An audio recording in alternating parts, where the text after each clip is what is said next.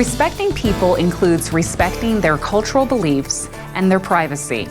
We recommend watching this course with your employees to help them to understand and appreciate their work environment in your home.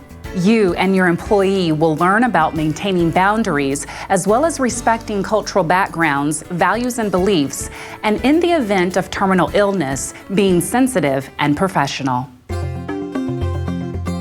It is important to begin by saying that the employee works for you, the employer, not your family or the agency. You have a right to maintain privacy. Employees should not share confidential information that the two of you have discussed with family members unless you give official consent or the law requires it. Information about your health, finances, and personal relationships should be protected information. This is an issue of trust. Hiring a personal care assistant is different from hiring other employees because the nature of the work is so personal. Your employees must respect your rights in order to enable a relationship based on trust. Privacy is also a legally protected right.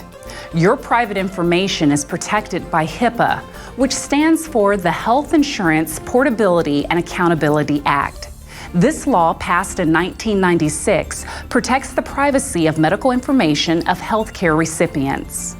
Legal actions can be taken if your employee fails to maintain or protect your confidential information. In order to protect your privacy, let's review a few good practices. First, do not leave personal papers or documents where others can see them. Second, you should use the telephone in private areas if you are going to discuss confidential information. This includes listening to recorded messages.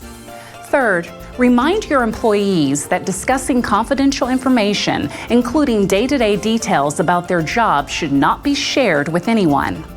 Finally, be careful when faxing information. Provide a cover sheet with a confidentiality statement and make sure you dial the fax number correctly. Keep in mind that protecting privacy should not prevent employees from developing relationships with family members or your support network. In fact, these people can be a valuable asset and resource. Here are some general guidelines to help the employee develop an effective working relationship with your family and support system. First, your employees should be professional and treat family members and support network members with respect. One way this can be done is to establish ground rules with your support network so they know what they can expect of your employee in terms of hours and duties. During this discussion, your employee can also learn what assistance and time the support network can give if they are needed. Second, your employee should support you, but not get caught up in family personal matters. If your employee happens to observe a family disagreement, you should politely ask your family members to speak about the issue privately and to you directly. Remember, it's your employee's job to remain a neutral party. Their primary role is to care for you. Why would you invite Mom and Dad over for Saturday? I already told you I have plans that day. And you know I wanted to get together with them too. Sandra, I thought you told me that this Saturday was good for you. There you go, switching up the story again. Drives me crazy when you do that. How could I have told you this Saturday is good? You know I have to pick up Bobby at baseball practice on Saturdays. I told you Sunday was good for me. No, I distinctly remember. You said Saturday. You know, for a brother, you sure can be a... John, will you please talk some sense into him? Oh no, you're not gonna bring me into this. This is strictly a family matter. I'll just keep going about my business here and let you work it out. Well, somebody has to decide what we're gonna do. Sandra, why don't you and I go talk about this in the other room? Here, John doesn't get caught up in the argument. He maintains professional boundaries. The following sections are intended for your employee to help them understand how to best work with you. An employee's best tool in working with employers from different backgrounds is to develop an attitude of non-judgmental acceptance and respect, even when the employer's beliefs are different than the employee's. On the job, it is common to observe many differences between people. These may include food choices, religion, attitudes about disabilities, attitudes about work, and ways of showing emotions. Employees should know that some of these differences can impact their job duties. For example, if an employee prepares meals for their employer, religious and personal beliefs may include dietary restrictions. Some Jewish people eat kosher foods, do not eat pork, and do not eat meat and dairy products at the same time. Some Muslims do not eat pork or shellfish, and they may not drink alcohol. They may also have regular periods of fasting where they eat little or no food during the day. During the religious season of Lent, some people who are Catholic follow the tradition of not eating meat on Fridays.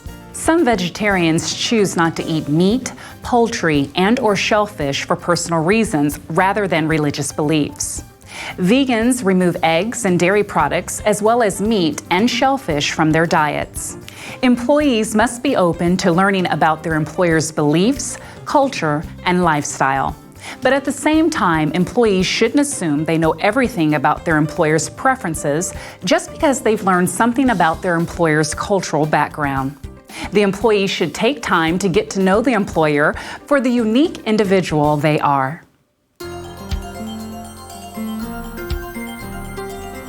Being sensitive extends beyond acceptance of cultural differences. At times, an employee may find themselves working for someone who is terminally ill and may need hospice services.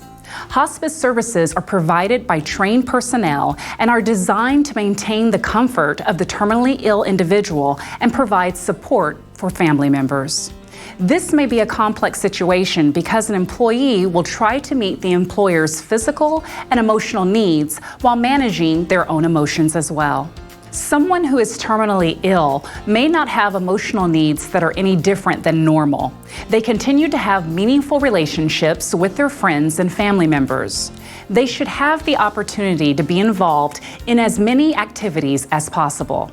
Here are some useful guidelines to follow when talking with an employer who is terminally ill.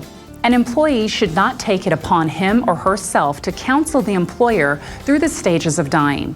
In hospice, there are people trained to provide counseling.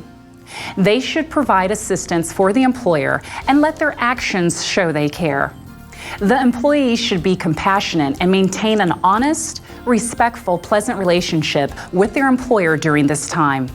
Finally, if the employer chooses to discuss it, an employee can provide an open ear to listen to their employer's thoughts and feelings about death and dying.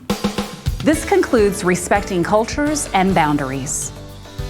Maintaining professional boundaries, respecting cultural backgrounds, and being sensitive when it comes to employers who are terminally ill are all key to maintaining positive relationships between employers and employees.